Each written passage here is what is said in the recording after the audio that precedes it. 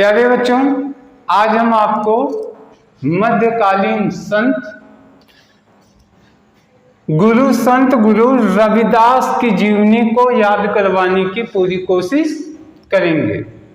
ये इम्पॉर्टेंट है, examination oriented भी है। तो आइए देखते हैं संत गुरु रविदास की जीवनी के बारे में। सबसे पहले देखिए, बचपन का नाम इनका क्या था। इनका ये गुरु रविदास हैं, लेकिन बचपन में यही रविदास का बिगड़ा नाम था। बचपन का नाम था रैदास, रोहिदास या रोहिदास, लेकिन इससे आपको कोई फर्क नहीं पड़ेगा याद करने में। रविदास हूं, अंतिम में देखिए नाम भले ही रैदास, कुछ लोग रैदास कहते हैं, कोई रोहिदास, कोई रोहिदास, लेकिन दास सब में है और रा सब में है। रा रा रा रा। तो बचपन का नाम इनका कोई लोग रैदास कहते थे, कोई रोहिदास, कोई रोहिदास। और इनके जन्म के बारे में देखिए, इनके जन्म के बारे में कोई निश्चित रिकॉर्ड नहीं, कोई रिकॉर्ड नहीं है कि ये कब पैदा हुए थे। विद्वानों में मतभेद है। माना जाता है कि ये 1377 से 1398 के बीच में कहीं पैदा हुए होंगे। कोई 1388 कहता है, कोई 1398, कोई 1377, ऐसे है। तो क्लियर नहीं है, एग्जाम में संभवतः ये चीज ना पूछी जाए, लेकिन आपको याद के लिए एक चीज हम दे देते हैं। इनका जन्म देखिए, ये कबीरदास के समकालीन थे और कबीरदास की इनकी मुलाकात होती थी। दोनों दोस्त भी थे, अच्छे मित्र भी थे। कबीरदास ने इनके बारे में कहा था संतन में रविदास, संतन में रविदास, कबीरदास जी ने इनके बारे में कहा था। तो दोनों अच्छे मित्र थे। कबीरदास 1398 में पैदा हुए और वाराणसी में पैदा हुए। तो ये भी जो है, इनको भी 1398 यानी 1370 से 80-90 के दशक के बीच का मानिए। और एक चीज और समानता है, कबीरदास भी वाराणसी में हुए, ये भी वाराणसी में हुए। देखिए, वाराणसी में गोवर्धनपुर एक गांव है, वहीं पे हुए। तो रविदास भी वाराणसी में हुए, कबीर भी वाराणसी में, बनारस में हुए। और देखिए, इनके गांव का नाम है गोवर्धनपुर। तो गोवर्धन, इसको कर लीजिए गोबरपुर, मतलब एक ऐसा गांव जो गोबर से बना था, यानी वहां पे गोबर से ही सारा मकान बने थे। ठीक।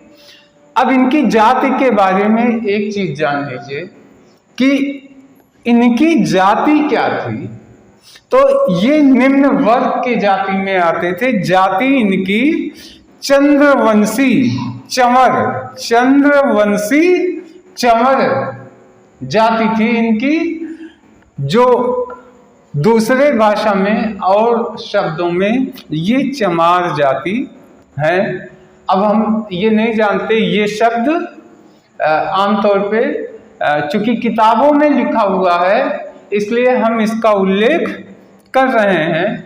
आमतौर पे इसका उल्लेख वर्जित है, तो इसके लिए हम आपसे माफी चाहते हैं, लेकिन चूंकि किताबों में लिखा है, आपको जानना जरूरी है। जाति कौन सी है? चंद्रवंशी चंवर। तो आपको इसके बारे में भी, नाम में भी कोई टेंशन नहीं। आप चा जाति सब देख ही रहे हैं, तो आप चा से जानते ही हैं। इनकी जयंती मनाई जाती है। आमतौर पे जयंती जन्मदिन होती है, तो इनकी जयंती बहुत धूमधाम से कब मनाई जाती है? माघ महीने के पूर्णिमा के दिन।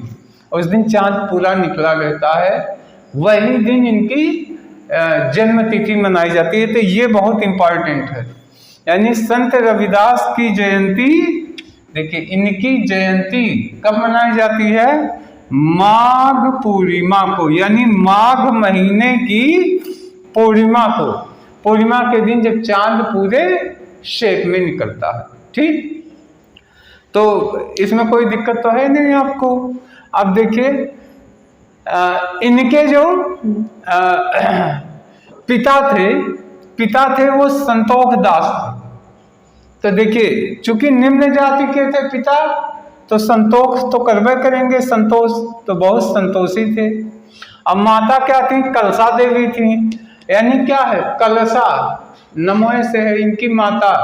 यानी कलसा आप जानते हैं क्या होती है? एक घड़ा होता है, घड़े में दाने वाने रखे जाते हैं अनाज के। तो कल्पना कर सकते हैं कि ये चूंकि निम्न जाति में थे, तो उनके पिता बहुत संतोष करते थे। गरीबी, छुआछूत, ऊंच नीच, भेदभाव। लेकिन इनकी माता क्या करती थी? एक कलश, और उसी में उनको भोजन बना के खिलाती थी। तो माता हो गई कलसा देवी। सबसे बड़ी चीज है, ये बचपन से ही बहुत ही प्रखर बुद्धि के थे और एक अच्छे छात्र थे। इनको जो चीज पढ़ाते थे टीचर, वो उनको तुरंत याद हो जाता था एक बार में। तो जब शुरू में स्कूल में गए, तो एक इनके शिक्षक थे शारदा, पंडित शारदानंद, पंडित शारदानंद।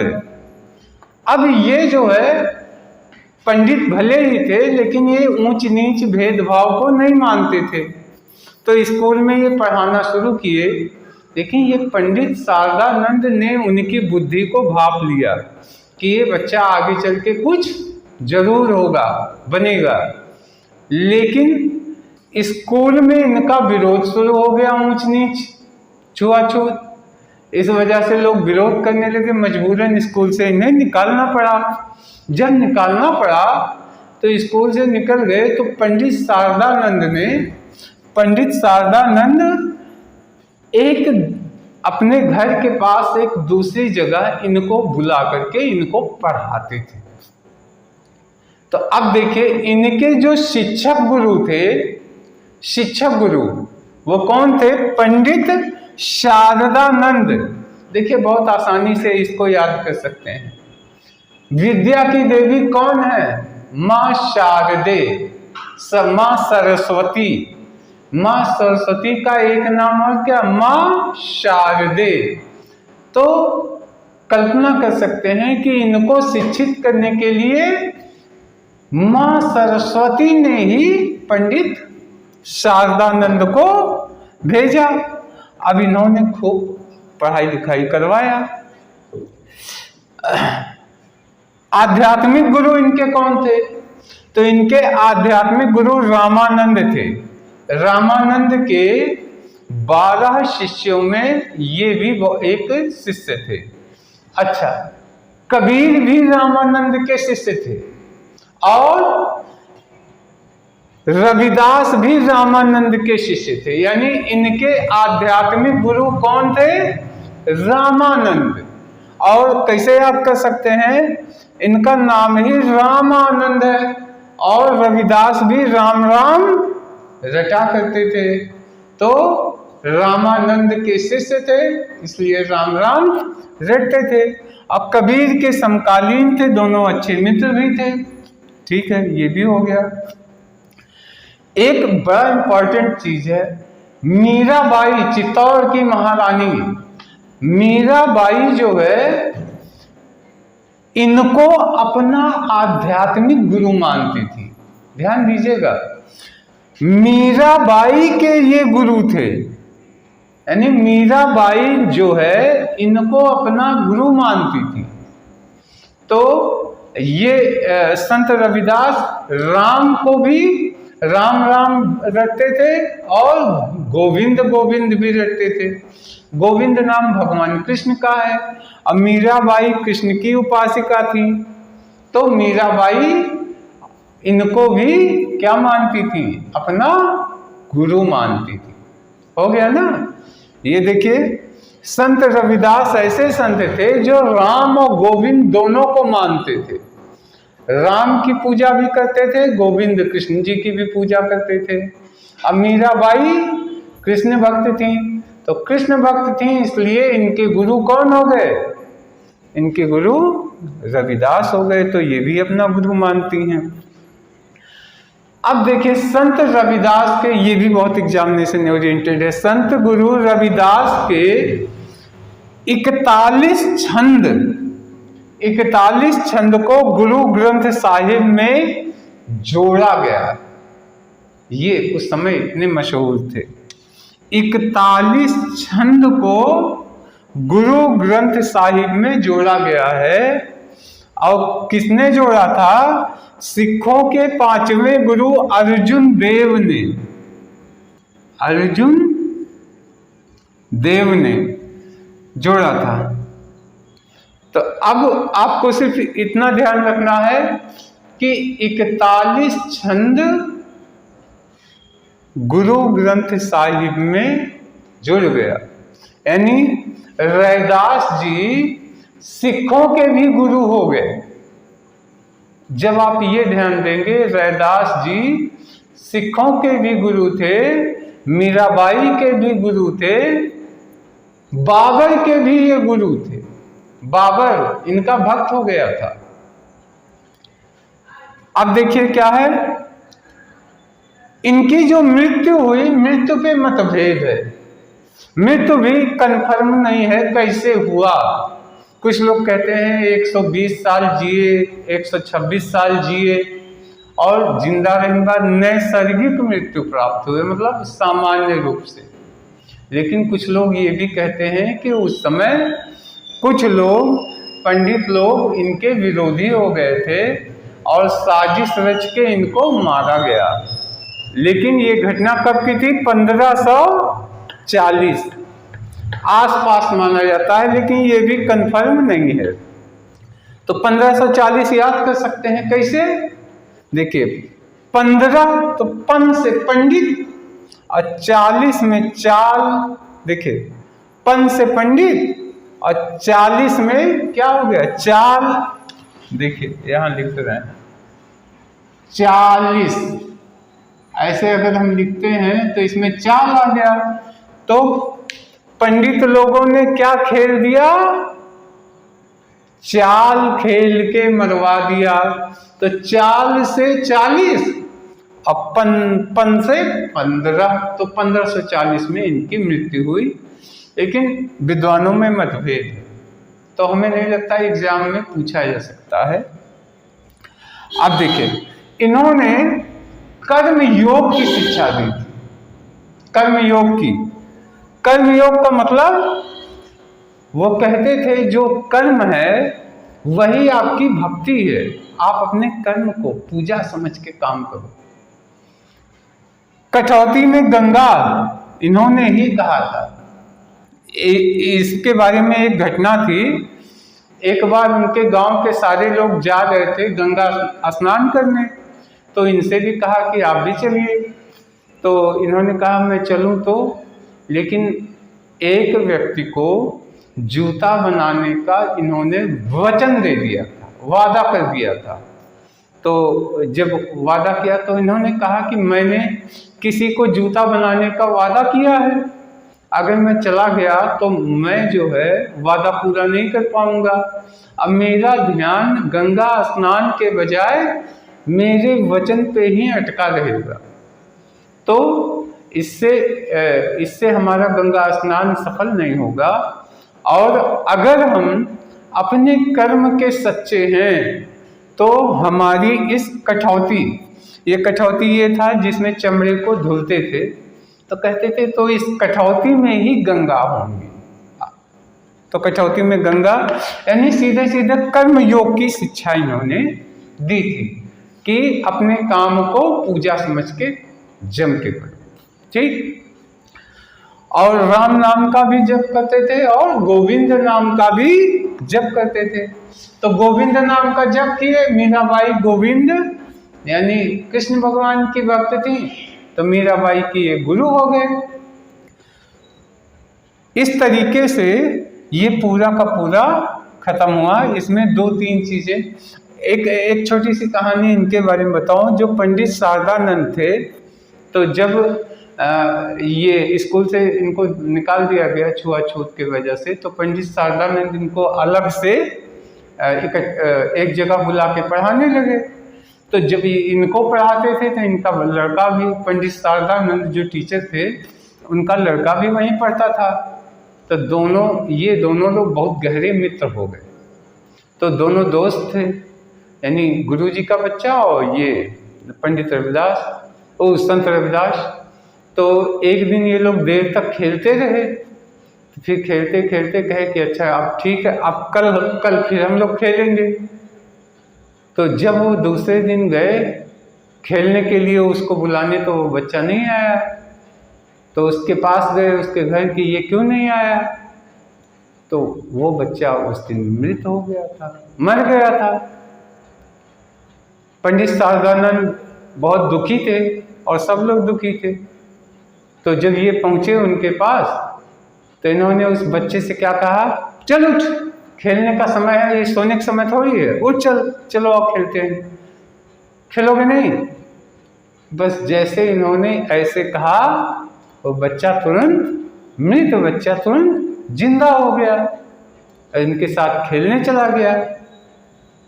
सारे लोग हैरान हो गए, अवाक हो गए, और उनकी आध्यात्मिक शक्ति, उनकी आध्यात्मिक ताकत संत रविदास की लोगों ने देखी और धीरे धीरे बहुत ही पॉपुलर हुए। बाबर जो है, बाबर इनके प्रसिद्धि से बहुत ही प्रभावित था। जब पानीपत का युद्ध लड़ा बाबर ने, इसके बाद बहुत मार काट मचाता था, तो बाबर इनसे मिलने आया, अपने पुत्र हुमायूं के साथ इनसे मिलने आया था एक बार। तो संत रविदास जी ने उनको कहा, समझाया कि मार काट ये सब बंद करो। उसके बाद बाबर सुधर गया। बाबर भी संत रविदास का भक्त था। तो प्यारे बच्चों, आशा है सब कुछ आपको संत रविदास के बारे में जो एग्जामिनेशन ओरिएंटेड चीज़ें हैं याद हो गई होंगी। एक बार हम छोटे छोटे रिवाइज कर दे रहे हैं। इनका जन्म कब हुआ था? 1377 से 98 के बीच में, कन्फर्मेशन नहीं है। कहाँ हुआ था? वाराणसी में, गोवर्धनपुर एक गांव था, वहाँ हुआ था। ठीक, निम्न जाति के थे, कल्पना कीजिए गोबर से उनके मकान बनते थे। इनके पिता जो थे संतोख दास थे, यानी पिता निम्न वर्ग के थे तो बहुत संतोखी थे, जूता उता बनाते थे। इनकी माँ का नाम कलसा देवी था, तो कलसे में भोजन बना के बच्चे को खिलाती थी। ठीक, इनकी शादी भी हुई थी। इनकी पत्नी का नाम लोनी था, चूँकि अकुशल गृहिणी थी वो, और साथ साथ इनके रहती थी। तो इनके एक पुत्र भी था, यानी वैवाहिक संत थे संत रविदास जी। और उसके बाद फिर ये हो गया कि ये कबीर के समकालीन थे। इनकी शिक्षा, इनके गुरु जो शिक्षक गुरु थे पंडित शारदानंद थे। और आध्यात्मिक गुरु कौन थे? आध्यात्मिक गुरु रामानंद थे। रामानंद के ये भी गुरु थे, और कबीरदास भी उन्हीं के शिष्य थे, और ये रविदास भी उन्हीं के शिष्य थे। और दोनों लोग समकालीन थे, एक ही हम उम्र थे, इसलिए दोनों में बहुत दोस्ती थी। ये इम्पोर्टेंट है। ये मीराबाई इनको गुरु मानती थी। मीराबाई इनको गुरु मानती थी। उन्होंने कुछ अपनी चौपाई जो है संत रविदास के बारे में भी लिखा। तो कैसे? ये संत रविदास राम को भी मानते थे, गोविंद को भी मानते थे, और मीराबाई गोविंद की भक्त थी। गोविंद यानी कृष्ण, इसलिए ये मीराबाई इनको अपना गुरु मानती थी। और इनकी 41 छंद गुरु ग्रंथ साहिब में संकलित किया गया है, जिसको सिखों के पांचवें गुरु अर्जुन देव के द्वारा संकलित करवाया गया। इनके मृत्यु पे मतभेद है। आमतौर पे कुछ लोग कहते हैं कि ये जो है लॉन्ग लाइफ 120 से 26 साल जिंदा रह के उसके बाद सामान्य रूप से मरे, और कुछ लोग कहते हैं साजिश करके इनको मारा गया। तो 1540 अनुमानित माना जाता है। तो हमने कर दिया 5 से 15 और 40 से 4। पंडित लोग विरोधी में चाल चल दिए और मरवा दिए। और कर्मयोग की इन्होंने शिक्षा दी थी, अपना काम जम के करो।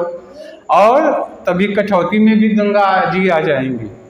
और इनकी जाति क्या थी? चंद्रवंशी चंवर। चंद्रवंशी चंवर ये निम्न जाति होती है। आजकल तो हम लोग हरिजन शब्द का प्रयोग करते हैं, लेकिन किताबों में इस शब्द का प्रयोग किया गया है। इनकी जयंती इंपॉर्टेंट है। इनकी जयंती कब मनाई जाती है? लोग मनाते हैं तो इनकी जयंती माघ महीने की पूर्णिमा को मनाई जाती है। ये बहुत इम्पॉर्टेंट है। तो प्यारे बच्चों, संत रविदास के बारे में आशा है आपको सारी चीज़ें याद हो गई होंगी। अब हम नेक्स्ट वीडियो में और कुछ लेके आएंगे। तब तक के लिए धन्यवाद, नमस्कार।